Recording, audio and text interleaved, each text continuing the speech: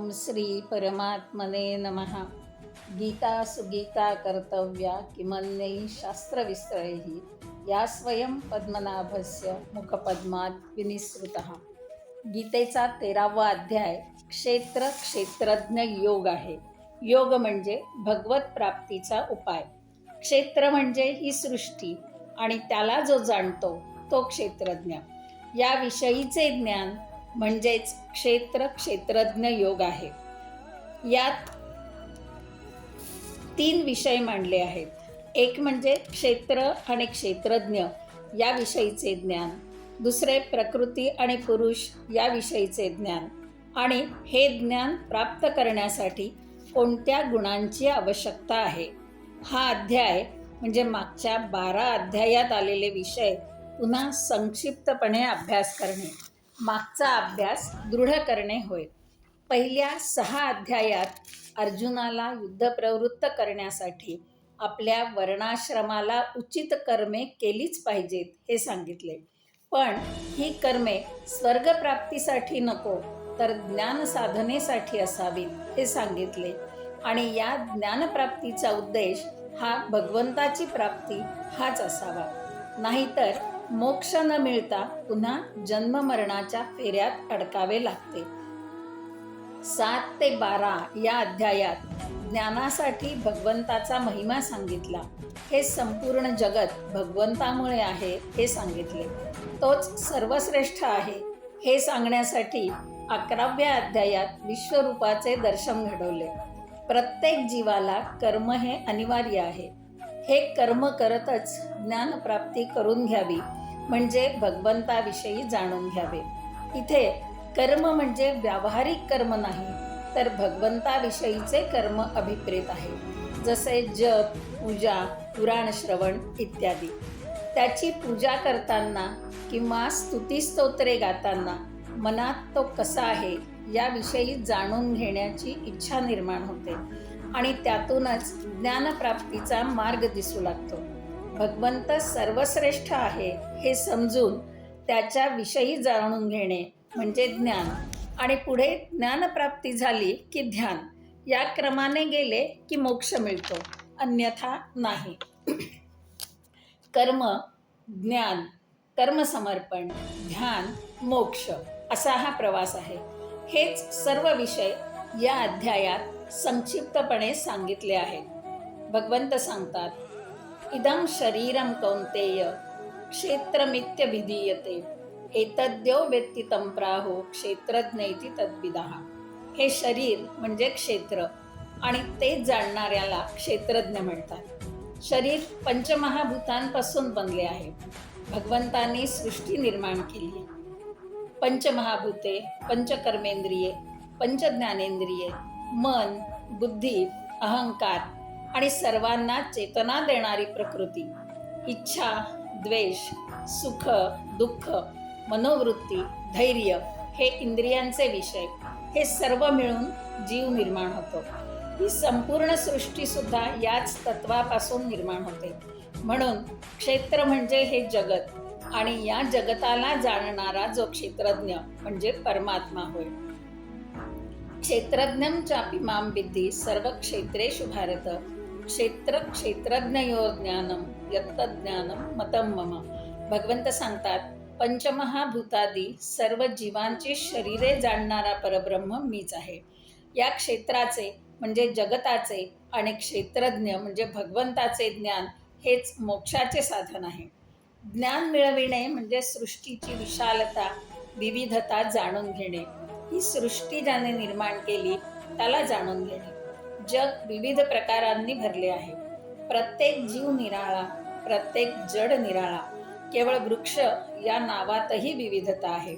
खोड, फांदी, पाने, फुले, फळे सर्वच झाडांना आहेत, पण प्रत्येकाचा प्रकार निराळा.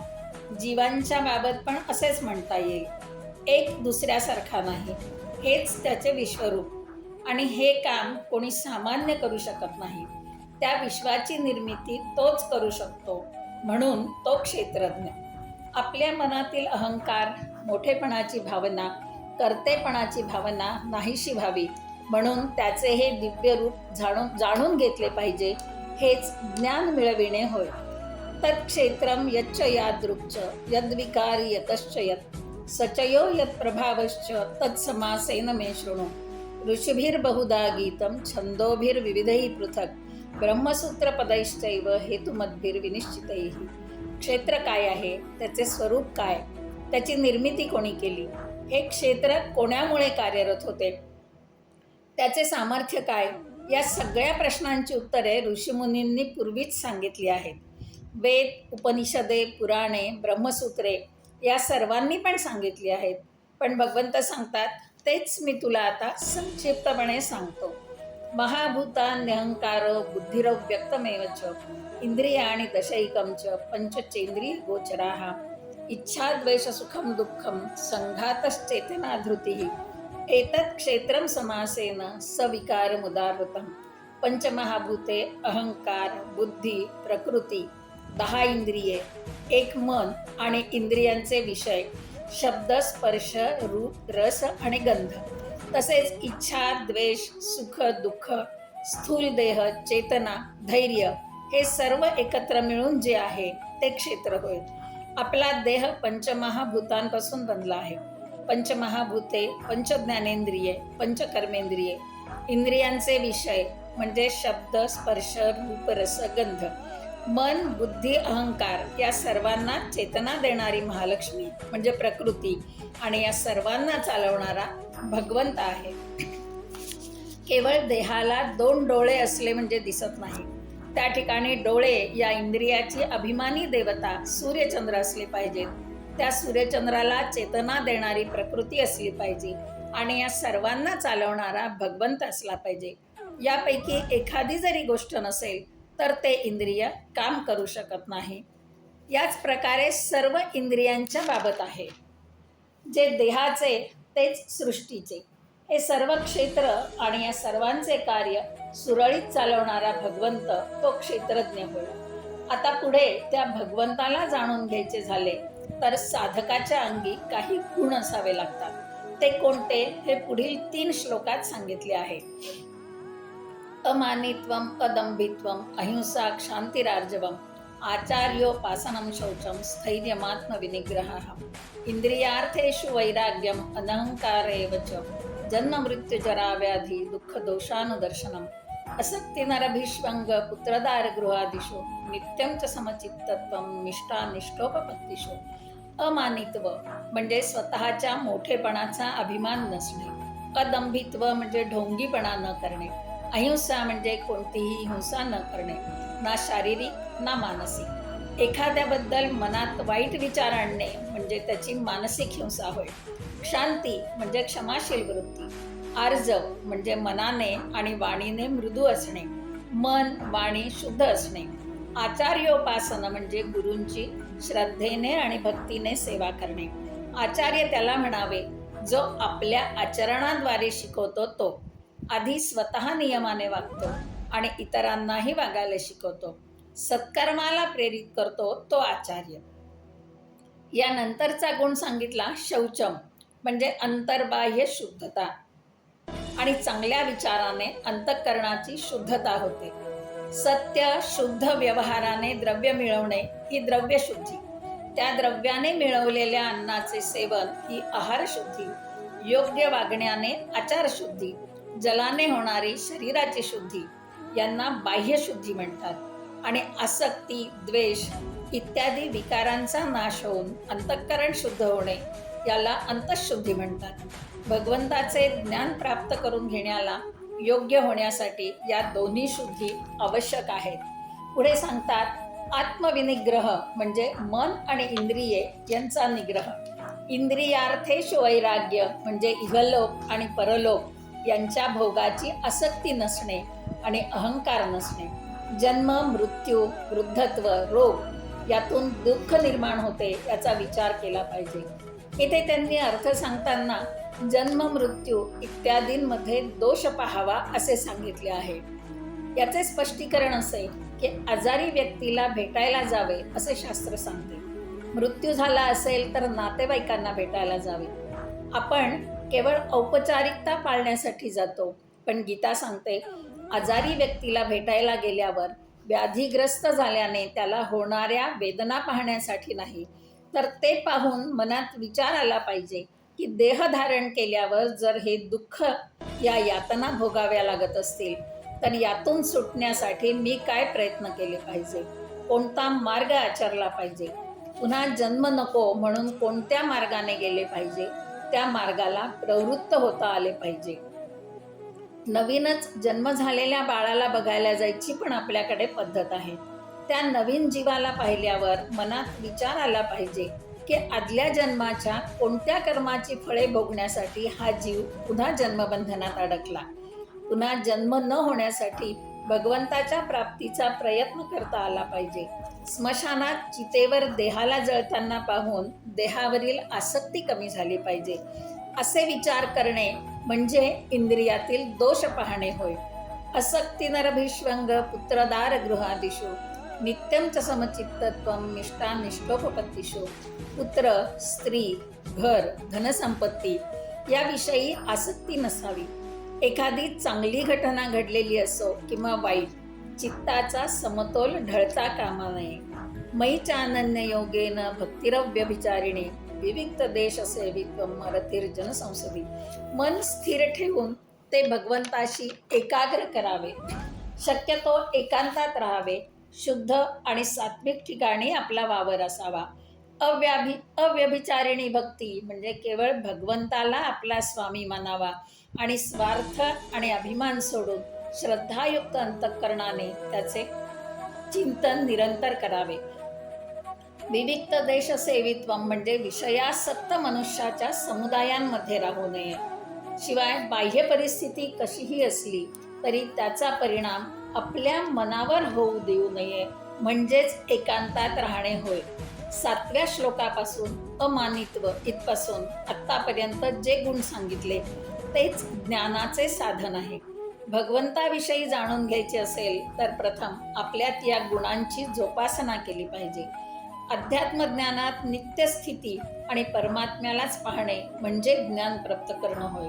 यानंतर पुढे भगवंताने विश्वरूपाचे वर्णन केले आहे, जे विश्वरूप 11व्या अध्यायात दाखवले होते. आतापर्यंत क्षेत्र म्हणजे काय आणि क्षेत्रज्ञाचे ज्ञान मिळवण्यासाठी कोणती साधने आहेत हे सांगितले. यानंतर क्षेत्रज्ञ म्हणजे काय हे सांगितले आहे आणि या क्षेत्रज्ञाला जाणून घेतल्यानंतरच मुक्ती मिळते. सर्वतः पाणिपादं तत् सर्वतोक्षि शिरोमुखं सर्वतश्रुतिमान लोके सर्वमावृत्य तिष्ठति. ते परब्रह्म सर्व बाजूंनी हातपाय असलेले, सर्व बाजूंनी डोळे, डोकी, तोंडे असलेले, तसेच सर्व बाजूंनी कान असलेले आहे. ते विश्वात सर्वाला व्यापून राहिले आहे.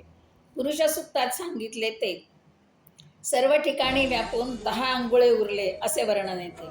पुढच्या काही श्लोकातून या परब्रह्माचे वर्णन करताना भगवंत सांगतात, सर्व इंद्रिये व गुणांना प्रेरणा देणारा तोच आहे. तो अप्राकृत आहे, अविकारी आहे. विकार जीवाला आहेत, पण जीवाच्या आत राहूनही तो कधी विकृत होत नाही. तो सगुण आहे, निर्गुण आहे. सगुण म्हणजे अनंत अप्राकृत गुणांनी युक्त आहे. पाप पुण्याचा लेप त्याला लागत नाही. सत्व रज तम या गुणांपासून दूर आहे, म्हणून तो निर्गुण आहे. जीव अनंत आहे, पण या सर्व जीवात राहणारा तो परमात्मा मात्र एकच आहे. आत तो सूक्ष्म रूपाने राहतो, तर बाहेर स्थूल रूपाने राहतो. अविभक्तम च भूतेषु विभक्तमिव च स्थितम भूतभर्तृ च तज्ज्ञेयं ग्रसिष्णु प्रभविष्णूच. सर्व जीवात तो नियामक रूपाने राहतो, तरीही सर्वांपेक्षा भिन्न आहे. जीव आणि ब्रह्म कधीही एक नाहीत, भिन्नच आहेत. जीवाला त्याच्या जवळ जाता येते, पण त्याच्याशी कधीही एकरूप होता येत नाही. जर तो आणि आपण एकच असू तर त्याला मिळवण्यासाठी एवढी धडपड का करायची? भगवंत सांगतात, हे सर्व जाणून माझ्यावर प्रेम करा. सर्वांना प्रकाश देणारा, प्रेरणा देणारा मीच आहे. शरीराच्या विकृती, गुण हे प्रकृतीच्या संबंधाने येतात हे पुढे सांगितले आहे. प्रकृतीं पुरुषं चैव विद्यनादि उभावपि विकारांश्च गुणांश्चैव विद्धि प्रकृती संभवान. जीवात्म्याला भोग नाहीत, पण अवयवात राहिल्याने प्रकृती संबंधाने त्याला तहान, भूक यांची जाणीव होते. पुढे भगवंत सांगतात, कार्यकरण कर्तृत्वे हेतु प्रकृतीरुच्यते. पुरुषः सुखदुःखानां भोक्तृत्वे हेतुरुच्यते. जगाच्या उत्पत्तीचे कारण, कर्ता या संबंधी यात सांगितले आहे. प्रत्येक वस्तूला कारण लागते. कार्य म्हणजे शरीर आणि त्याला कारण इंद्रिये. पंचमहाभूते पृथ्वी, आप, तेज, वायू, आकाश आणि शब्द, स्पर्श, रूप, रस, गंध हे त्याचे गुण यांना कार्य असे म्हणतात. शरीर पंचमहाभूतांपासून बनले आहे, म्हणून शरीर हे कार्य आणि मन, बुद्धी, अहंकार, ज्ञानेंद्रिये, पंचकर्मेंद्रिये या 13 कारण म्हणतात. पुरुष प्रकृतिस्थो हि भुंक्ते प्रकृतिजान गुणान कारणं गुणसंगोस्य सदसद्यो निजन्मसु. प्रकृतीच्या संगामुळे पुरुषाला भोग भोगावे लागतात. प्रकृती म्हणजे त्रिगुणात्मक माया, सत्व, रज, तम या गुणांनी युक्त असलेली माया. जोपर्यंत या देहात जीव आहे तोपर्यंतच सुख दुःख आहे. जीव निघून गेला की देहाला कोणतेच विकार नाहीत. उपद्रष्टा हनुमंताच भर्ता भोक्ता महेश्वरः परमात्मेति चाप्युक्तो देहेस्मिन् पुरुषः परः. या देहात राहणारा परमात्मा जीवाहून भिन्न आहे, पण तो साक्षी रूपाने आहे. सर्वांचे धारण पोषण करणारा आहे. जीव रूपाने भोगता आहे. चांगल्या वाईट कर्माचे फळ तोच देतो. मग प्रश्न असा येतो की जर परमात्माच सर्व देतो तर जीवांना दुःख का देतो? सर्वांना सुखच का देत नाही? परमात्मा प्रत्येकाच्या कर्मानुसार सुख दुःख देतो. कोणावरही अन्याय करत नाही किंवा एकाचे काढून दुसऱ्याला देत नाही. अशा या परमात्म्याचे दर्शन घडावे अशी इच्छा असेल तर काय केले पाहिजे ते पुढच्या श्लोकात सांगितले आहे. ध्यानेन आत्मनि पश्यन्ति केचिदात्मानमात्मना अन्ये सांख्येन योगेन कर्मयोगेन चापरे. परमात्म्याचे ध्यान केल्याने तो दिसतो. काही जण शास्त्राचा अभ्यास करून श्रवण मनन करतात आणि मग त्याचे ध्यान करतात, म्हणजे सांख्य योगाने ध्यान करतात. तर काही जण कर्मयोगाचे आचरण करतात. भगवंताच्या प्रेमासाठी प्रथम सत्कर्म करतात, मन शुद्ध करतात आणि त्यानंतर श्रवण मनन करून ध्यानाने त्याला प्राप्त करतात. पण कर्म करताना ते कुठल्याही फळाची अपेक्षा न धरता कृतज्ञता भावाने ते केले पाहिजे. त्यालाच निष्काम कर्म असे म्हणतात. ज्यांना शास्त्राभ्यास जमत नाही ते एखाद्या तत्वज्ञानी पुरुषाकडून ऐकून त्यांनी सांगितलेली उपासना करतात. अर्थात त्या पुरुषाच्या सांगण्याप्रमाणे श्रद्धेने तत्परतेने साधना करतात. ते सुद्धा मोक्ष मार्गाला जातात. शेवटी भगवंत सांगतात, सर्व स्थावर जंगम. स्थावर म्हणजे जमीन, घर इत्यादी आणि जंगम म्हणजे पशुधन होय. स्थिर आणि चर, जड, जीव हे सर्व प्रकृती आणि परमात्मा यांच्या संयोगाने निर्माण होतात. सर्व जीवात परमात्मा समभावाने राहतो. तो कधीही विकृत होत नाही. हे परमात्म्याविषयीचे ज्ञान जो जाणून घेतो आणि त्याप्रमाणे आपले आचरण करतो तो कधीही दुर्गतीला जात नाही. शेवटी ज्ञानी कोणाला म्हणावे हे सांगताना भगवंत म्हणतात, प्रकृत्यैव च कर्माणि क्रियमाणानि सर्वशः यः पश्यति तथात्मानं अकर्तारं समश्यति. संपूर्ण सृष्टीचा कर्ता हा भगवंतच आहे. सृष्टीतील विविधता ही त्यानेच निर्माण केली. याची विभागणी कशी करतो तर त्यांच्या कर्मानुसार सृष्टी निर्माण करतो. चांगले कर्म करणाऱ्याचा उद्धार करतो आणि वाईट कर्म करणाऱ्याला नित्य नरक देतो. कुठेही भेदभाव करीत नाही. भगवंताने घालून दिलेले नियम जो पाळत नाही त्यांना शिक्षा करतो. आमच्या कर्माला आधार ठेवून भगवंत कार्य करतो. आपल्याला समाजात जी विषमता दिसते त्याला कारण त्या जीवाचे कर्म असते. परमात्मा उत्तम आहे आणि आम्ही सामान्य आहोत. या जगात घडणारी प्रत्येक गोष्ट त्याच्या इच्छेने घडते. हे समजून घेऊन जो वागतो तोच मोक्ष मिळवतो. म्हणूनच त्याचा अनुग्रह प्राप्त करून घ्यावा. तो सेव्य आणि आम्ही त्याचे सेवक हा भाव मनात असावा. तेव्हाच आपल्याकडून त्याची उपासना घडते. हे सर्व समजून जो भगवंताकडे जातो त्याचाच भगवंत उद्धार करतो. म्हणून गीता समजून घेऊन त्यात सांगितलेल्या नियमाप्रमाणे वागून मोक्ष मार्गाला जाण्याची बुद्धी आपल्या सर्वांना भगवंतांनी द्यावी अशी प्रार्थना करते. कृष्णाय वासुदेवाय हरये परमात्मने प्रणतक्लेशनाशाय गोविंदाय नमो नमः.